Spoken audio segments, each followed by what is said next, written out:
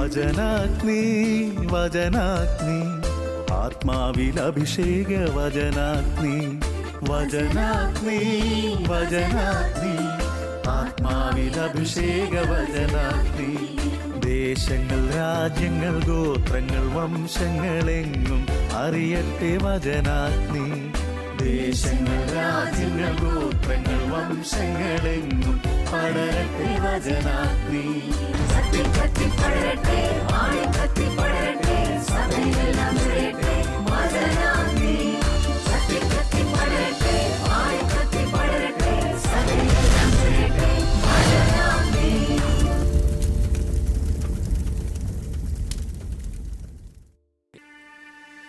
യേശുവിൽ ഏറ്റവും സ്നേഹം നിറഞ്ഞ പ്രിയ സഹോദരങ്ങളെ,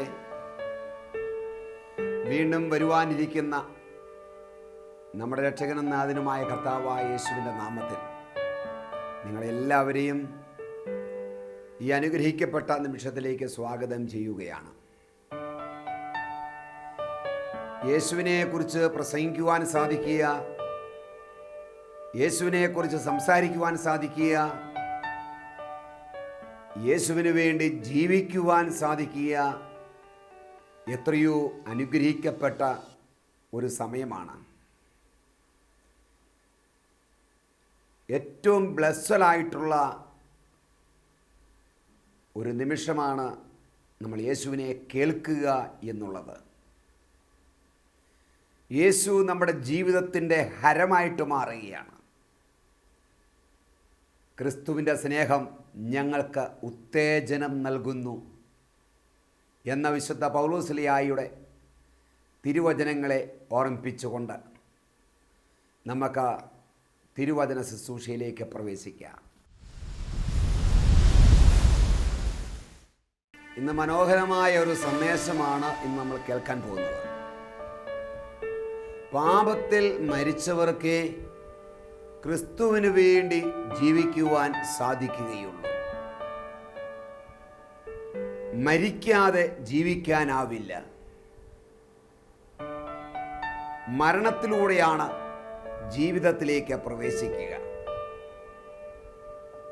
വളരെ മനോഹരമായ ഒരു വചനമുണ്ട്. 2 കൊരിന്തോസ് 5-ാം അധ്യായം അതിൻ്റെ 14-ാമത്തെ തിരുവചനം. ഒരുവൻ എല്ലാവർക്കും വേണ്ടി മരിച്ചുവെന്നും അതിനാൽ എല്ലാവരും മരിച്ചുവെന്നും ഞങ്ങൾക്ക് ബോധ്യമുള്ളതിനാൽ ക്രിസ്തുവിൻ്റെ സ്നേഹം ഞങ്ങൾക്ക് ഉത്തേജനം നൽകുന്നു. ഒരുവൻ എല്ലാവർക്കും വേണ്ടി മരിച്ചുവെന്നും അതിനാൽ എല്ലാവരും മരിച്ചുവെന്നും ഞങ്ങൾക്ക് ബോധ്യമുള്ളതിനാൽ. അപ്പോസ്തലന്മാരെ, വിശുദ്ധന്മാരെ ഒക്കെ നയിച്ച പ്രധാനപ്പെട്ട ഒരു കാര്യം, അവരെ രക്തസാക്ഷികളായി മാറ്റിയ, രക്തസാക്ഷിത്വ ജീവിതം നയിക്കുവാൻ അവരെ ആവേശം കൊള്ളിച്ച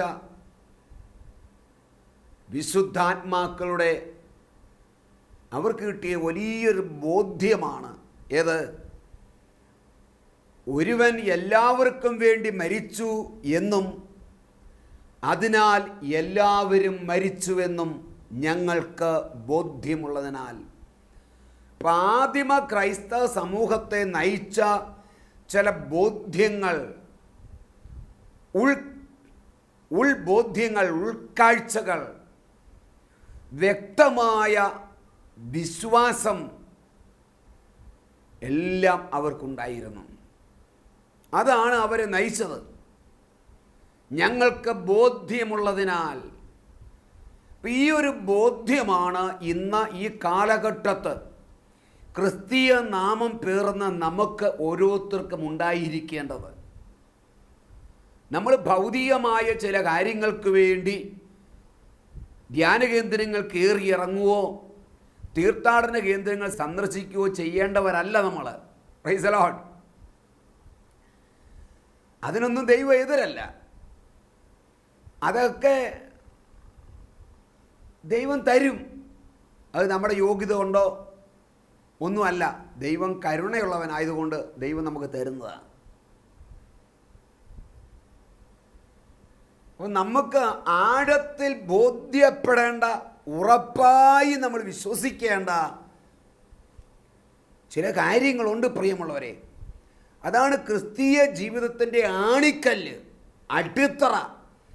ഒരു വിശുദ്ധ ജീവിതം ഒരാൾക്ക് നയിക്കുവാൻ അയാളെ പ്രേരിപ്പിക്കുന്ന ഘടകം, ക്രിസ്തുവിന് വേണ്ടി സമർപ്പണം നടത്തി ക്രിസ്തുവിന് വേണ്ടി ജീവിക്കുവാൻ, സഹനങ്ങളും കഷ്ടതകളും യേശുവിനെ പ്രതി, സുവിശേഷത്തെ പ്രതി ഏറ്റെടുക്കുവാൻ ഒക്കെ അയാൾക്ക് സാധിക്കുന്നത്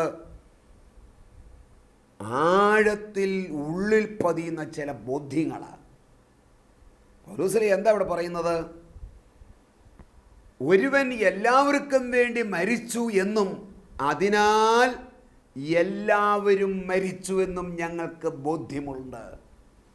അപ്പോൾ യേശുക്രിസ്തുവിൻ്റെ കുരിശുമരണം മാനവരാശിക്ക് നൽകുന്നത് എന്താ? യേശുവിൻ്റെ കുരിശുമരണത്തിലൂടെ വിശ്വാസികളിലേക്ക് പകരപ്പെടുന്നത് എന്താ? യേശു കാൽവരിയിൽ മരിച്ചതിലൂടെ എല്ലാവരും മരിച്ചു. എങ്ങനെ മരിച്ചു? അവർ ആത്മാവിൽ മരിച്ചു, അല്ലെങ്കിൽ പാപത്തിന് മരിച്ചു എന്ന് പറയാം.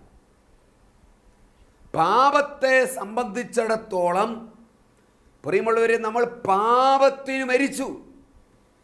എൻ്റെ യേശു എൻ്റെ പാപങ്ങൾ കാൽവരിയിൽ ഏറ്റെടുത്തതിലൂടെ, യേശു പാപത്തിന് ശിക്ഷ ഏറ്റെടുത്തു, യേശു മരിച്ചതിലൂടെ ഈ യേശുവിൽ വിശ്വസിക്കുന്ന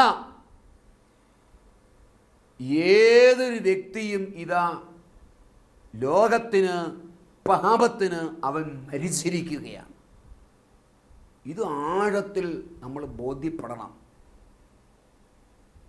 ഓരോ മാമോദീസ സ്വീകരിച്ച, യേശുവിനെ രക്ഷകനും നാഥനുമായി സ്വീകരിച്ച, പരിശുദ്ധാത്മാവ് അകത്തു വന്ന് ക്രിസ്തീയ നാമം പേർന്ന ഓരോ വ്യക്തിയും ആഴത്തിൽ ബോധ്യപ്പെടേണ്ട, മനസ്സിലാക്കേണ്ട ഒരു കാര്യമാണ്, ഞാൻ മരിച്ചവനാണ്. എന്തിന്? ഏതിന്? പാപത്തിന്. പാപത്തിന് ഞാൻ മരിച്ചവനാണ്. ഇനി ഒരു പാപത്തിനും എൻ്റെ മേൽ ഭരണം നടത്താൻ സാധിക്കുകയില്ല. ലോകത്തിന് എൻ്റെ മേൽ ഭരണം നടത്താൻ സാധിക്കുകയില്ല. ജഡത്തിനോ ജഡസുഖങ്ങൾക്കോ വികാരങ്ങൾക്കോ എൻ്റെ മേൽ ഭരണം നടത്താൻ, ആധിപത്യം നടത്താൻ സാധിക്കുകയില്ല. കാരണം ലോകത്തെ സംബന്ധിച്ചിടത്തോളം, പാപത്തെ സംബന്ധിച്ചിടത്തോളം ഞാൻ മരിച്ചവനാണ്. എപ്പോൾ? യേശു മരിച്ചതിലൂടെ ഞാനും മരിക്കപ്പെട്ടു. യേശു അനേകരുടെ പാപത്തിനു വേണ്ടി മരിച്ചു, അതുകൊണ്ട് ഞാനും മരിച്ചു. യേശുവിനോട് താതാമ്യപ്പെടുത്തുന്ന, യേശുവിനോട്, യേശുവിൻ്റെ കുരിശുമരണത്തോട് നമ്മെയും ഒട്ടിച്ചേർക്കുന്ന, താതാമ്യപ്പെടുത്തുന്ന, ഒന്നാക്കി മാറ്റുന്ന വലിയൊരു ശക്തിയേറിയ കൂദാശയുണ്ട്, ശുശ്രൂഷയുണ്ട്. പ്രിയമുള്ളവരെ, അതാണ് നമ്മുടെ പ്രാരംഭ കൂദാശ എന്നറിയപ്പെടുന്ന മാമോദിസ, അല്ലെ ജ്ഞാനസ്നാനം. മാമോദിസ എന്ന് പറയുന്ന, അല്ലെങ്കിൽ ജ്ഞാനസ്നാനം, അത് ജ്ഞാനസ്നാനം എന്ന് പറഞ്ഞാൽ തന്നെ ജ്ഞാനം കൊണ്ടുള്ള സ്നാനം. അപ്പോൾ ഈ ജ്ഞാനം കൊണ്ടുള്ള ജ്ഞാനസ്നാനം, ജ്ഞാനത്തിൽ നമുക്ക് ആഴപ്പെടണം. എന്താണ് മാമോദീസ? ഞാൻ സ്വീകരിച്ചപ്പോൾ മാമോദീസായിലൂടെ എന്താണ് അവിടെ സംഭവിച്ചത് എന്ന് നമുക്ക് നല്ല ജ്ഞാനമുണ്ടായിരിക്കണം. നല്ലൊരു ജ്ഞാനമുണ്ടായിരിക്കണം. ഈ ജ്ഞാനമില്ലായ്മ, ഈ അറിവില്ലായ്മ അനേകരെ വീണ്ടും ജഡത്തിൽ, പാപത്തിൽ, ലോകത്തിൽ ലോകപ്രകാരം ജീവിക്കാൻ നിർബന്ധിക്കുന്നു, കാരണക്കാരാക്കി മാറ്റുന്നു. ഹല്ലേലൂയ. പൗലോസ്ലീഹ പറയെ ക്രിസ്തുവിൻ്റെ സ്നേഹം ഞങ്ങളെ ഉത്തേജിപ്പിക്കുന്നു. അപ്പോൾ പൗലോസ്ലീഹ അങ്ങോട്ട് വികാരം കൊണ്ട് ദൈവസ്നേഹത്താൽ, യേശുവിൻ്റെ സ്നേഹത്താൽ നിറഞ്ഞ് ജ്വലിച്ച് ആളിക്കത്തുക. ഇവിടെ ക്രിസ്തുവിൻ്റെ സ്നേഹം ഞങ്ങൾക്ക് ഉത്തേജനം നൽകുക. ഉത്തേജനം എന്തിനു വേണ്ടിയുള്ള ഉത്തേജനം? ക്രിസ്തുവിൻ്റെ ഈ സ്നേഹം ഞങ്ങൾക്ക് ഉത്തേജനം നൽകുന്നു. എന്ത് ചെയ്യാൻ? എന്തിനു വേണ്ടി? എന്തിനു വേണ്ടിയാണ് ഉത്തേജനം നൽകുന്നത്? അതാണ് അടുത്ത വാക്യം, 15-ാമത്തെ വാക്യം. 2 കൊരിന്ത്യർ 5:15 നമ്മൾ വായിക്കുന്നു, ജീവിക്കുന്നവർ ഇനിയും തങ്ങൾക്ക് വേണ്ടി ജീവിക്കാതെ തങ്ങളെ പ്രതി മരിക്കുകയും ഉയർക്കുകയും ചെയ്യുന്നവന് വേണ്ടി ജീവിക്കേണ്ടതിനാണ് അവിടുന്ന് എല്ലാവർക്കും വേണ്ടി മരിച്ചത്. ഹല്ലേലൂയ. അപ്പോൾ പ്രിയമുള്ളവരെ, യേശു എന്തിനാണ് നമുക്ക് വേണ്ടി മരിച്ചത്? യേശു നമുക്ക് വേണ്ടി മരിച്ചത് നമ്മൾ യേശുവിന് വേണ്ടി ജീവിക്കാനാണ്. യേശു എനിക്ക് വേണ്ടി മരിച്ചത് എന്തിനാ? നമ്മൾ തോന്നിവാസം ജീവിക്കാനല്ല, എനിക്കിഷ്ടപ്പെട്ടതുപോലെ ജീവിക്കാനല്ല, എൻ്റെ പദ്ധതികൾ അനുസരിച്ച് ജീവിക്കാനല്ല, ഈ ലോകത്തിൽ എങ്ങനെയെങ്കിലും കുറേ ജീവിച്ച് കാശുണ്ടാക്കി തിന്ന് നരകിച്ച് മരിച്ച് നമ്മൾ ഇങ്ങനെ അങ്ങ് പോകാനുള്ളതല്ല. ഈ ലോകത്തിൽ പേരും പെരുമയും കുറേ എടുത്ത് ആളായിട്ട് ജീവിക്കാനുള്ളതല്ല നമ്മുടെ ജീവിതം. നമുക്ക് ഒരു ക്രിസ്ത്യാനിയുടെ ജീവിതത്തിന് ഒരൊറ്റ അർത്ഥമേ ഉള്ളൂ. ഒരു ദൈവ പൈതലിന് ഒറ്റ ജീവിത ലക്ഷ്യമേ ഉള്ളൂ. എന്ന് ക്രിസ്തുവിന് വേണ്ടി ജീവിക്കുക. യേശു എന്തിനാണ് നമുക്ക് വേണ്ടി മരിച്ചത്? തങ്ങൾക്ക് വേണ്ടി, നമുക്ക് വേണ്ടി മരിക്കുകയും ഉയർത്തെഴുന്നേൽക്കുകയും ചെയ്തവന് വേണ്ടി ജീവിക്കേണ്ടതിനാണ് അവൻ നമുക്ക് വേണ്ടി മരിച്ചത്. Hallelujah, price the Lord. ഇത് നിസ്സാര കാര്യമല്ല, ഇത് നിസ്സാര കാര്യമല്ല. എന്തൊരു ഭാഗ്യമാണെന്നറിയാവോ? ദൈവത്തിന് വേണ്ടി, ദൈവപുത്രനായ യേശുവിന് വേണ്ടി ഈ ലോകത്തിൽ ഇവിടെ ക്രിസ്തുവിന് വേണ്ടി ജീവിക്കുക. ഇതിനേക്കാളും വലിയൊരു ഭാഗ്യമുണ്ടോ? ഇതിനേക്കാളും വലിയൊരു അനുഗ്രഹമുണ്ടോ? ഇതിനേക്കാളും വലിയ സമൃദ്ധിയുണ്ടോ? ഹല്ലേലൂയ. അപ്പോൾ പൗലോസ്ലീഹ പറയുകയാണ്, അങ്ങനെ ജീവിക്കാൻ, ഞങ്ങൾക്ക് വേണ്ടി മരിക്കുകയും ഉയർത്തെഴുന്നേൽക്കുകയും ചെയ്ത യേശുവിന് വേണ്ടി ജീവിക്കാൻ ആ ക്രിസ്തുവിൻ്റെ സ്നേഹം ഞങ്ങളെ ഉത്തേജനപ്പെടുത്തുന്നു, ഉത്തേജിപ്പിക്കുന്നു. ആ ക്രിസ്തുവിൻ്റെ കാൽവരിയിൽ എനിക്ക് വേണ്ടി, എൻ്റെ പകരക്കാരനായി എൻ്റെ ശിക്ഷകൾ മുഴുവൻ ഏറ്റെടുത്ത് ഞാൻ മരിക്കേണ്ടിടത്ത് എനിക്ക് വേണ്ടി മരിച്ച് എന്നെ നിത്യ നരകത്തിൽ നിന്ന്, മരണത്തിന് അർഹനായ നമ്മെ അതിൽ നിന്ന് വീണ്ടെടുത്ത് നിത്യ ജീവൻ നമുക്ക് നൽകുവാൻ വേണ്ടി, സ്വർഗം എനിക്ക് നേടിത്തരുവാൻ വേണ്ടി മരിച്ച യേശുവിന് വേണ്ടി ജീവിക്കാൻ എന്നെ ആ ക്രിസ്തുവിൻ്റെ സ്നേഹം ഞങ്ങളെ ഉത്തേജിപ്പിക്കുക. ആമേൻ. ഈ ശബ്ദം കേൾക്കുന്ന പ്രിയ യുവാവേ, യുവതികളെ, സഹോദരങ്ങളെ, ഈ യേശുവിന് വേണ്ടി ജീവിക്കാൻ നമുക്കൊരു ഉത്തേജനമുണ്ടോ? നമുക്കൊരു ഉണർവുണ്ടോ? നമുക്കൊരു തീഷ്ണതയുണ്ടോ? നമുക്കൊരു ദാഹമുണ്ടോ? നമുക്കൊരു പ്രത്യാശയുണ്ടോ? നമുക്കൊരു സന്തോഷമുണ്ടോ ഈ ഈശോയ്ക്ക് വേണ്ടി ഒന്ന് ജീവിക്കാൻ? ഈശോയെക്കുറിച്ചൊന്ന് പറയാൻ, യേശുവിനെ ഒന്ന് കേൾക്കാൻ, ഈശോയുടെ മുൻപിലൊന്ന് ഇരിക്കാൻ, വചനം വായിക്കാൻ, കൂടുതൽ സമയം ഒന്ന് പ്രാർത്ഥിക്കാൻ, ദേവാലയത്തിൽ നിന്ന് പോകാൻ, ഈശോയെക്കുറിച്ച് മറ്റുള്ളവരോടൊന്ന് പറയാൻ നമുക്ക് ഒരു ഉത്തേജനമുണ്ടോ? ഈ യേശുവിൻ്റെ സ്നേഹം നമ്മൾ ഉത്തേജിപ്പിക്കുന്നുണ്ടോ? ഇല്ല എങ്കിൽ ഇല്ലാത്തതിൻ്റെ കാരണം ഈ ബോധ്യം നമുക്കില്ല എന്നുള്ളതാണ്. ഞങ്ങൾക്ക് ബോധ്യമുള്ളതിനാൽ പൗലോസ്ലീഹ പറയുക, ക്രിസ്തുവിൻ്റെ സ്നേഹം ഞങ്ങളെ ഉത്തേജിപ്പിക്കുക. എന്ത് ബോധ്യമുള്ളതിനാൽ? ക്രിസ്തു എനിക്ക് വേണ്ടി മരിച്ചുവെന്നും, അങ്ങനെ ഞാൻ മരിച്ചു. ഞാൻ ഏതിന് മരിച്ചു? പാപത്തിന് ഞാൻ മരിച്ചു. പാപത്തെ സംബന്ധിച്ചിടത്തോളം ഞാൻ മരിച്ചു. തോമസ് കുര്യൻ മരിച്ചു. ഇനി തോമസ് കുര്യന് പാപം ചെയ്യുക സാധ്യമല്ല. ആമേൻ, ഹല്ലേലൂയ. വളരെ വ്യക്തമായി മറ്റൊരു വചനഭാഗം ഇങ്ങനെ വായിക്കുന്നു. റോമാക്കാർക്ക് ലേഖനം അതിൻ്റെ 6-ാം അധ്യായം റോമ 6 അതിൻ്റെ 2-ാം വാക്യത്തിൽ ഇങ്ങനെ പറയുന്നു, പാപത്തെ സംബന്ധിച്ചിടത്തോളം മരിച്ചവരായ നാം ഇനി അതിൽ തുടരുന്നത് എങ്ങനെ? കണ്ടോ, പാപത്തെ സംബന്ധിച്ചിടത്തോളം മരിച്ചവരായ നമ്മൾ ഇനി അതിലെങ്ങനെയാണ് തുടരുന്നത്? എങ്ങനെയാണ്? പാപത്തെ സംബന്ധിച്ചിടത്തോളം, പാപം ചെയ്യുന്നതിന്, പാപം ചെയ്യുക എന്നുള്ളതിന് പ്രിയമുള്ളവരെ നമ്മൾ മരിച്ചു. എനിക്കിനി പാപം ചെയ്യുക സാധ്യമല്ല.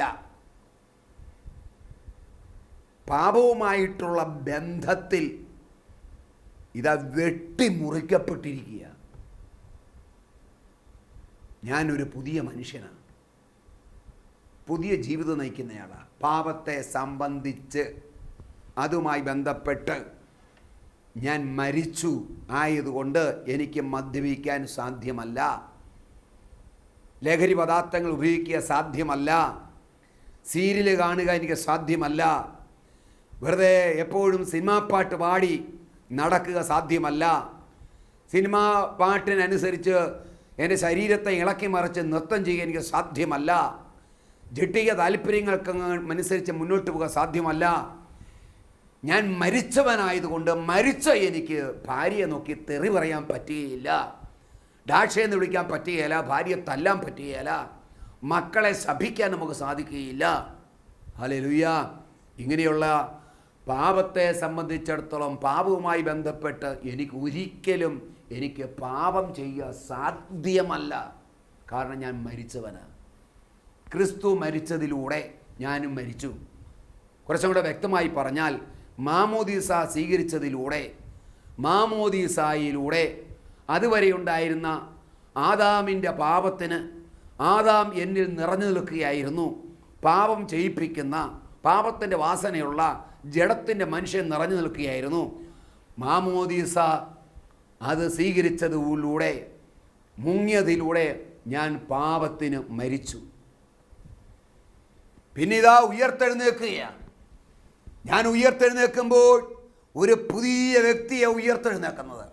മരിച്ചുപോയി എൻ്റെ പഴയ മനുഷ്യൻ, ഇതാ മരിച്ചയാൾ മരിച്ച് വീണ്ടും ഉയർത്തെഴുന്നേറ്റ ഒരു പുതിയ സൃഷ്ടിയായി യേശുക്രിസ്തു ഇതാ മരിച്ച് അടക്കപ്പെട്ട് 3-ാം നാൾ പുനരുത്ഥാനത്തിൻ്റെ ശക്തിയായി ഉയർത്തെഴുന്നേറ്റതുപോലെ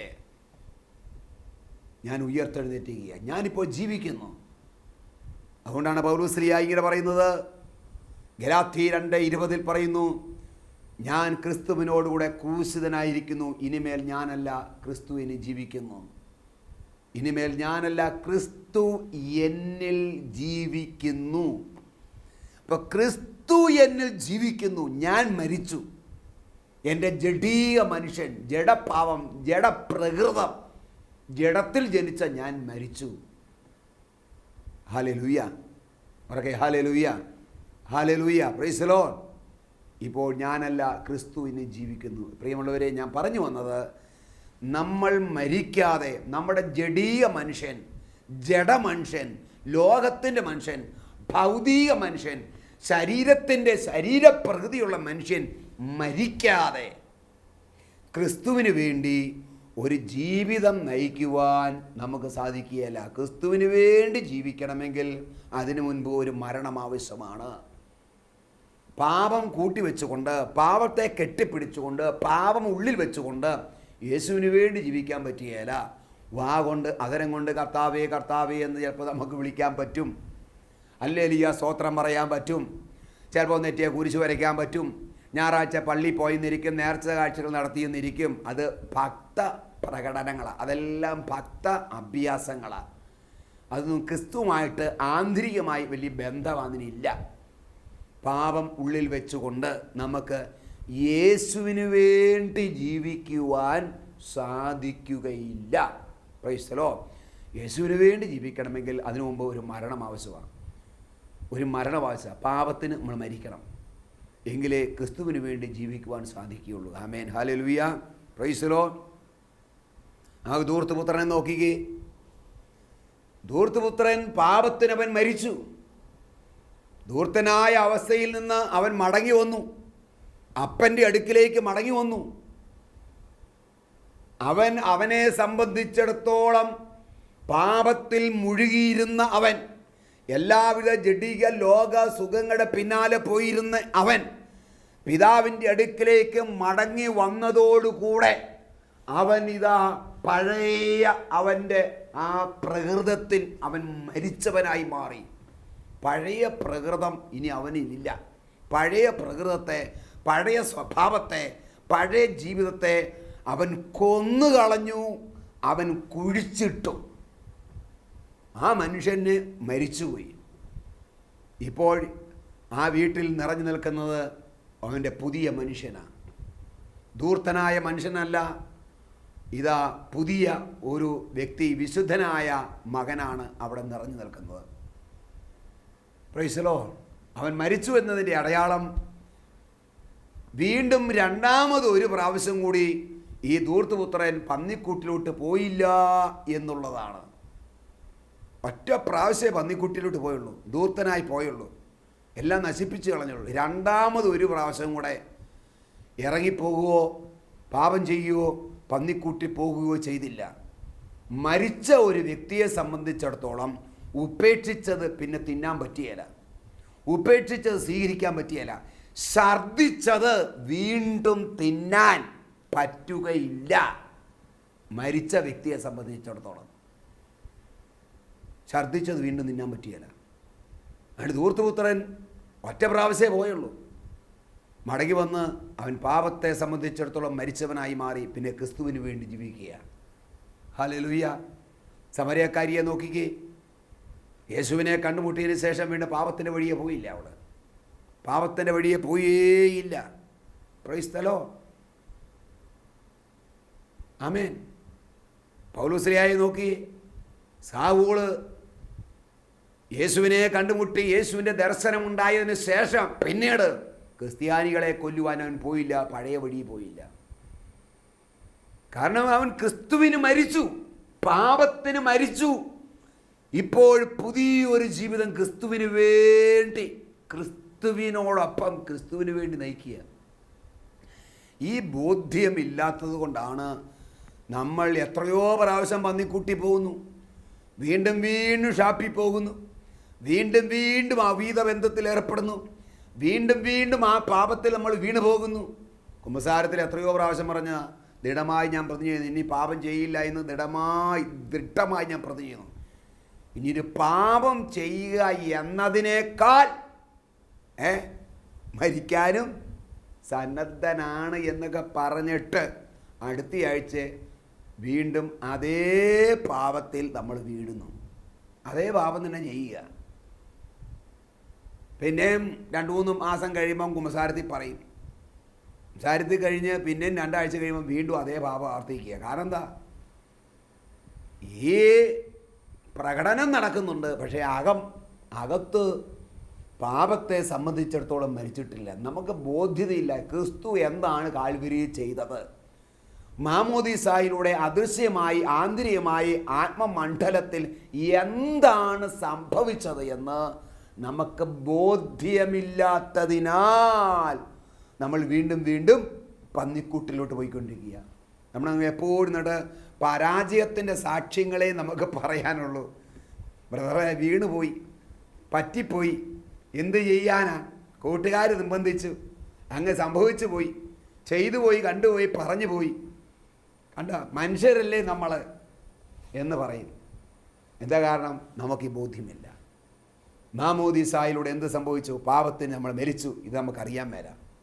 ക്രിസ്തു കാൽവരിയിൽ മരിച്ചപ്പോൾ എന്താണ് സംഭവിച്ചത്? അതുവഴി നമ്മളിലേക്ക്, മാനവരാശിയിലേക്ക് കടന്നു വന്ന ബ്ലെസ്സിങ് എന്താണ് നമുക്കറിയാൻ മേല. അതുകൊണ്ട് ഈ വക വെളിപ്പാടുകൾ, വെളിപ്പെടുത്തുകളെ, ബോധ്യങ്ങൾ ആഴത്തിൽ പ്രിയമുള്ളവരെ നമ്മുടെ ഉള്ളിൽ പതിയട്ടെ, ശക്തമായി പതിയട്ടെ. ക്രിസ്തുവിന് വേണ്ടി മരിച്ചവർക്ക് മാത്രമേ ക്രിസ്തുവിന് വേണ്ടി ജീവിക്കാൻ പറ്റൂ. മരിക്കാതെ ഗോതമ്പ് മണി നിലത്ത് വീണ് ചാകുന്നില്ല എങ്കിൽ, അഴുകുന്നില്ലെങ്കിൽ പൊട്ടിമുളക്കിയല്ല. ഈശോയ്ക്ക് വേണ്ടി വലിയ വലിയ കാര്യങ്ങൾ ചെയ്യണമെന്ന് നിങ്ങൾക്കുണ്ടോ? ക്രിസ്തുവിന് വേണ്ടി ജീവിക്കണമെന്നുണ്ടോ? ക്രിസ്തുവിന് വേണ്ടി ഒരു വിശുദ്ധ ജീവിതം നയിക്കണമെന്ന് നിങ്ങൾക്ക് ആഗ്രഹമുണ്ടോ? ഉണ്ടെങ്കിൽ നിങ്ങളുടെ പാപത്തിൽ നിങ്ങൾ മരിക്കും. പാപത്തോട് ഗുഡ് ബൈ പറയുക. ആ പാപത്തെ നിങ്ങൾ കൊല്ലുക. പാപത്തെ സംബന്ധിച്ചിടത്തോളം മരിച്ചവരായ നമ്മൾ എങ്ങനെ ഇനി അതിൽ തുടരും? മരിച്ചവരായ നമ്മൾ, പ്രൈസ് ദി ലോർഡ്. അപ്പോൾ ഈ ബോധ്യം ഉണ്ടാകണം. പാപത്തെ സംബന്ധിച്ച് മരിച്ചവൻ, അതുകൊണ്ട് എനിക്ക് തെറി പറയാൻ പറ്റിയല്ല, ചീത്ത പറയാൻ പറ്റിയല്ല, എനിക്ക് അവിടെ ഇരിക്കാൻ പറ്റിയല്ല, ആ കൂട്ടുകൂടാൻ പറ്റിയല്ല, ലോകത്തിന് പുറകെ പോകാൻ പറ്റിയല്ല എന്ന ചിന്ത ഉണ്ടായിരിക്കണം. വേറിട്ട് ഒരു ജീവിതം നയിപ്പാൻ നമ്മളെ സഹായിക്കുന്നത് ക്രിസ്തുവിൻ്റെ സ്നേഹം ഞങ്ങൾക്ക് ഉത്തേജനം നൽകുന്നു. ആമേൻ. ഈ അഭിഷേകം കുറവയ്ക്കും വേണ്ടി നമുക്ക് പ്രാർത്ഥിക്കാം.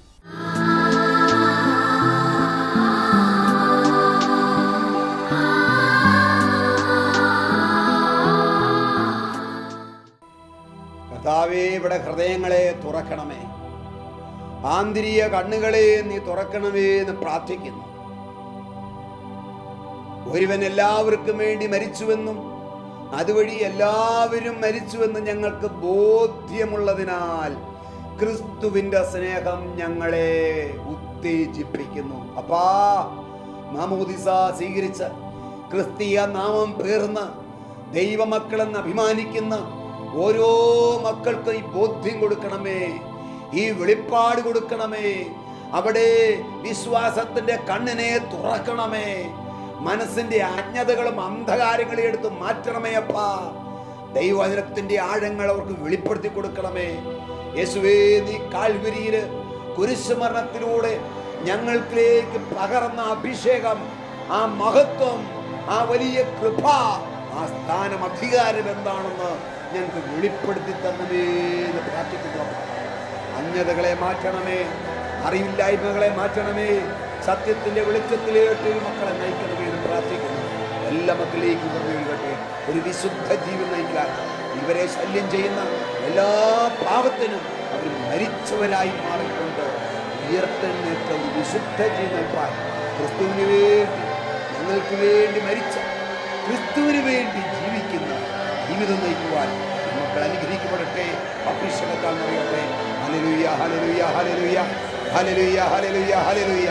യേശുവേ, ആരാധന, ആരാധന, ആരാധന, ആരാധന. ഹല്ലേലൂയ, ഹല്ലേലൂയ, ഹല്ലേലൂയ, ഹല്ലേലൂയ. യേശുവിന്റെ നാമത്തിൽ അനുഗ്രഹിച്ച് പ്രാർത്ഥിക്കുന്നു. കൃപയോടെ കേൾക്കണമേ. ആമേൻ, ആമേൻ. God bless you. ആമേൻ.